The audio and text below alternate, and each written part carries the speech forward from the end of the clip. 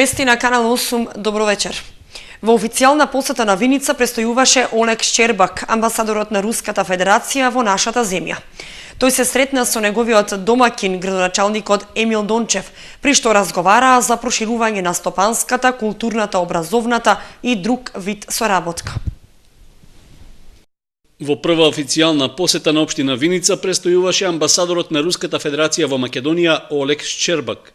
На протоколарната средба во локалната самоуправа, градоначалникот Емил Дончев го запозна рускиот гостин со основните карактеристики на општината и заинтересираноста за воспоставување соработка со некои од регионите во Руската Федерација. Беше речено дека поврзувањето на луѓето од двете земји најбрзо би можело да се реализира во образовната сфера, но големи се можностите и за соработка на стопански план. Разговаравме со амбасадорот за можностите што ги нуди нашата општина за инвестирање, го запознавме со индустријските зони, со новата индустријска зона и со почетокот на изградбата во месец јуни на технолошко-индустријско развојната зона, така да ќе заеднички со амбасадорот ќе побараме потенцијални инвеститори од Русија кои што би могле да инвестираат во нашата општина. Рускиот амбасадор беше запознат со образовниот процес во општина Виница, при што ги разгледа можностите за едукација што им се нудат на младите. Тој рече дека посебно интересно за двете страни може да биде високото образование, каде би требало да се искористат поволностите што ги дава рускиот образовен систем. По разговорот со градоначалник има една можност за соработка, тоа е можност во сфера на образование, за образование на студентите од вашата општина за бесплатно образование во Русија. Текот на оваа година руската влада обезбеди 60 стипендии за Република Македонија. Во однос на критериумите мислиме дека ќе добиеме многу паметни студенти и тие ќе почнат да студираат во тие универзитети со тие специјалности кои се многу интересни за Македонија. Амбасадорот Шчербак рече дека после разговорите со градоначалникот Дончев се надеваат и заеднички ќе ги најдат допирните точки за соработка, особено во стопанството и образованието, но исто така и во културата, спортот и други полиња. Рускиот гостин имаше и мала прошетка низ Виница, при што оствари неформална средба со граѓаните, а ги посети и здравствениот дом и фабриката Мак Прогрес. Советот за развој на Источнопланскиот регион одржа редовна седница во Берово. Се разгледуваше извештајот за работа и завршната сметка за минатата година, а се договараше и соработка со бугарски општини од Благоевградската област. Градоначалниците од Источниот плански регион во Берово ја држаа редовната 8-ма седница на Советот за развој на регионот, на која се разгледуваше годишниот извештај за работа, како и финансискиот извештај за минатата година. На седницата едногласно се усвоени завршните сметки, а пред првите луѓе на општините од регионот беше представена иницијативата на Бугарско-македонската стопанска комора за организирање заедничка манифестација. Нејзиното одржување се планира за во јуни, при што ќе учествуваат градоначалниците од Благоевградската област од Бугарија и градоначалниците од Источниот плански регион. Освен нив, ќе има присутни и владини представници и представници на бизнис секторот. Целта на манифестацијата пред се е зближување на стопанскиот сектор, но и зајакнување на соработката на општините, односно реализација на заеднички проекти. Председателот на Советот за развој на Источнопланскиот регион, Тони Тоневски, рече дека барање на општините од нашиот регион е да се добијат повеќе пари од државата за да се реализираат регионални проекти, при што ќе се бара и поголема независност во одлучувањето што ќе се финансира. Се надеваме дека во наредниот период ќе имаме многу повеќе слобода во одлучувањето, односно во изборот на овие проекти, бидејќи до сега се реализира регионални проекти, меѓутоа нивната реализација одеше пред се преку ресорните министерства. Имаме разговори, преговори со Министерството за локална самоуправа, со Бирото за рамномерен регионален развој, да овие средства бидат повеќе и да имаат регионите повеќе право да одлучуваат кои од проектите кои што ги предлагаме како регионални проекти ќе бидат реализирани. Според Тоневски, став на градоначалниците од Истокот е дека како регионален проект, кој иако не оди директно преку Источниот плански регион, најважен е патното поврзување, односно изградбата на автопатот од Скопје до Штип. Исто така, акцент ќе продолжи да се дава на развојот на туризмот, посебно на Осоговијата како туристичка дестинација, како и на економскиот развој, гасификацијата на регионот, патното поврзување од Кочани до бугарската граница и заштитата на животната средина по сливот на Брегалница.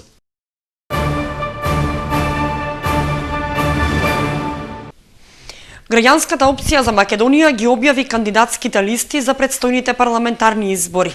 Носител во изборната единица број 3 е магистер Штерио Николов, а на листата има и двајца кандидати од Кочани, кои се позиционирани на 5-то и 18-то место. По објавувањето на кандидатските листи на Социјалдемократскиот сојуз, познати се имињата на носителите на кандидатски листи за парламентарните избори и на другите партии. Лидерот на граѓанската опција за Македонија, Стефчо Јакимовски, ги објави и кандидатските листи за парламентарните избори на ГРОМ. Тој рече дека одбрале квалитетни луѓе кои треба да донесат успех, односно со своите представници да седнат во парламентарните клупи. Носител на кандидатската листа за изборната единица број 3 е Штерио Николов од Велес, член на републичкото раководство, односно на извршниот одбор на ГРОМ. Од нашиот регион, највисоко на листата котира Лилјана Арсова од Кочани, на 5-та позиција, а далеку заднија на 18-тото место е Крумислав Постолов.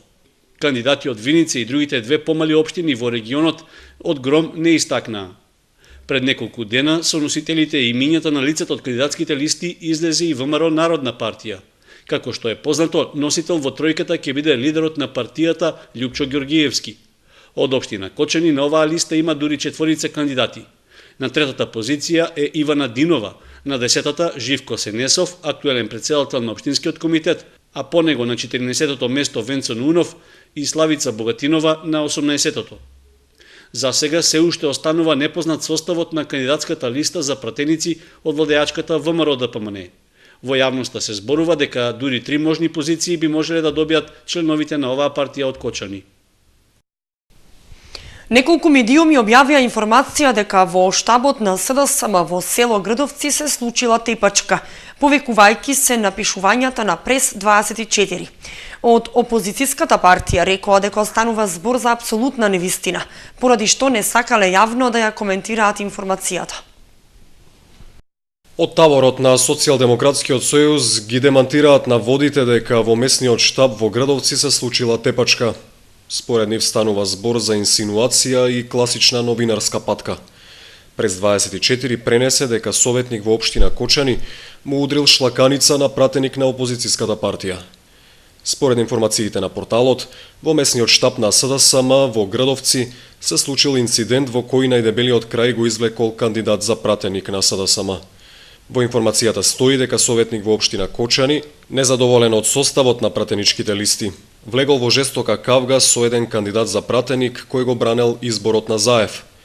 Во еден момент, кавгата ескалирала пошто советникот наводно му удрил шлаканица на кандидатот за пратеник. Во тој момент, според Прес 24, се вмешале останатите присутни членови на местниот огранок на партијата и спречиле тепачката да ескалира. Од опозицијската партија тврдат дека таков состанок воопшто и не бил одржан, а случката што се опишува во информацијата за нив е смислена конструкција што е дел од бескомпромисната политичка борба во која се прави обид да му се наштети на противникот. Од СДСМ велат дека случајот би можел да добие и правна разрешница.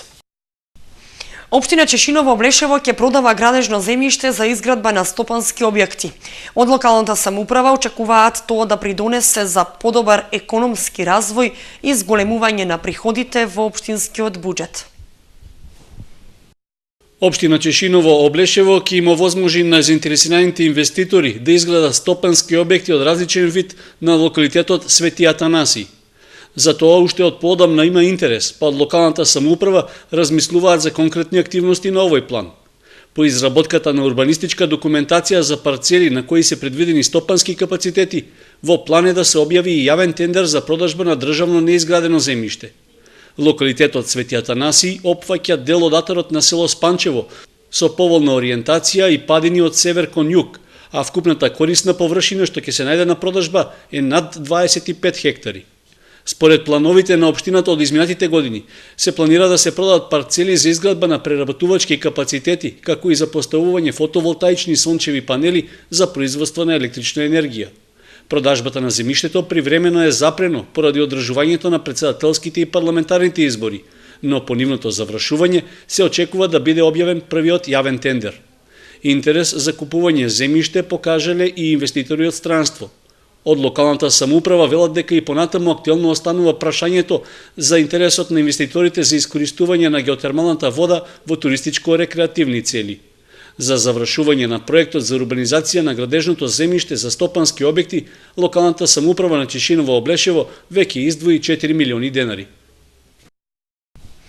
Во Кочани регионот се уште нема регистрирани случаи на заразени од мали сипаници, иако заразната болест брзо се шири. Во образовните институции се преземаат воредни мерки. Ниту во Кочани, ниту во целиот регион што го покрива Центарот за јавно здравје нема случаи на мали сипаници, информираат од таму. Епидемија на морбили е прогласена на територијата на град Скопје. Комисијата за заразни болести при Министерството веќе одржала состанок на кој била разгледана состојбата со зголемениот број на морбили во државата. Комисијата заклучила дека се создадени услови за Центарот за јавно здравје да прогласи епидемија на морбили на територијата на град Скопје. Се бара вакцинирање на најблиските со кои што контактирале болните без оглед на возраста, а се дозволува вакцинација и на постари лица доколку биле во близок контакт со заболениот. Деновиве е прогласена епидемија на морбили и во Виница. Единствената заштита од оваа болест е имунизацијата и токму затоа во детските диспанзери ширум земјава редовно се вакцинираат децата до 6-месечна возраст. Лекарите упатија апел до родителите да проверат доколку нивното дете не е вакцинирано да се вакцинира, бидејќи не се знае во која насока ќе се движи епидемијата. Од Државниот здравствен и санитарен инспекторат апелираат превентивно да се дезинфекцираат сите образовни институции. Оти се работи за контигенозно заболување кое се пренесува преку воздух, зашто е потребно и почесто проветрување. Како што велат лекарите, првите симптоми на мали сипаници пред да се појави осипот се слични како на грип. Морбилите кај повозрастните лица може да предизвикаат сериозни компликации на белите дробови, централниот нервен систем и диареа. Малите сипаници ги предизвикува исклучително заразен вирус, а инкубацијата трае 10 дена. На крајот се појавува осип кој постепено се спушта од лицето кон долните екстремитети.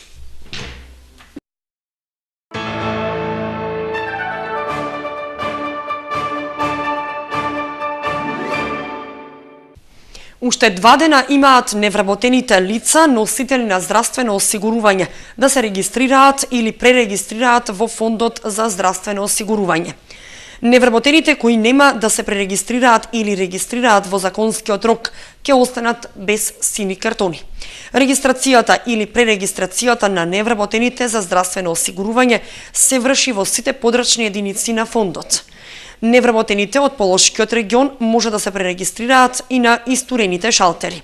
Сите потребни документи за пререгистрација се наоѓаат на шалтерите на Фондот за здравствено осигурување и на веб сајтот на Фондот. Информации може да се добијат и на инфолинијата 0800 33 222 и на електронската адреса info@fzu.org.mk. До пред еден ден во Кочани имаше најмал одзив за пререгистрација кај невработените. Утре во цела Македонија ќе работат службите за издавање лични документи. МВР ги информира граѓаните дека управните служби при Министерството за внатрешни работи на територијата на целата држава на 29 март в сабота ќе работат на издавање лични документи, лични карти и патни исправи во периодот од 8 до 20 часот. И за крај информацијата од спортот. Клубот за мал фудбал Кочани викендов го стартува плејофот, а на програмата се редовни кола во фудбалските лиги. Баскет Дино во рамки на предпоследното коло од третата лига славеше во гостивар. КМФ Кочани ја стартува одисејата за историски успех уште во првата сезона, која на прв поглед изгледа како невозможна мисија. За влез во првата лига претендираат 4 екипи: Цико, Хедис, Фифи и Кочани. В сабота кочанскиот второлигаш му гостува на Цико во Стојаково. Надпреварот почнува во 19 часот. Екипите ги пренасочуваат бодовите што ги освоиле во текот на сезоната, ќе се одиграат 6 надпревари, по еден домашен и еден гостински меч, наизменично секој против секого во новоформираната мини лига. Првопласираниот обезбедува директен влез во првата македонска фудбалска лига, а второпласираната екипа оди во бараж каде за противник ја има предпоследно пласираната екипа во првата лига. На 2 април пак е четвртфиналето од купот во кој Кочани се среќава со Ројал Илирет. 16-то коло во женската фудбалска лига, двојките се Ас Юнайтед Топгол, Единство Билјанини Извори, Борец Кочани, Речица Победа Куманово и Конзули Тиверија и Статов. 16-то коло и во третата лига Исток. Осогово в недела во 16 часот гостува во Штип против Баби. 1934 во Виница ја пречекува екипата на Тракања, додека Чешиново се среќава со Јака. Недалава фудбалскиот клуб Осогово, представувана од тим менаџерот Крсте Крстев и Академијата Пандев, представувана од координаторот Југослав Тренчовски, склучија договор за заедничка соработка. Со постигнатиот договор, ќе им се овозможи на талентираните деца многу полесно преку Академија Пандев да излезат на турнири и проби во Европа и европските клубови. Следниот чекор на ФК Осогово е формирање младинска фудбалска школа, за што на 31 март, понеделник во 17 часот на стадионот Никола Мантов ќе се врши упис на нови членови на возраст од 6 до 16 години. Баскет Дино во рамки на предпоследното коло од третата кошаркарска лига славеше во гостивар против домашната екипа Легенди со резултат 56-74. Во последното коло, најзрелиот тим на Сашко Лазаров се среќава со екипата на Марфил од Прилеп, а останатите екипи на Баскет Дино викендов се слободни.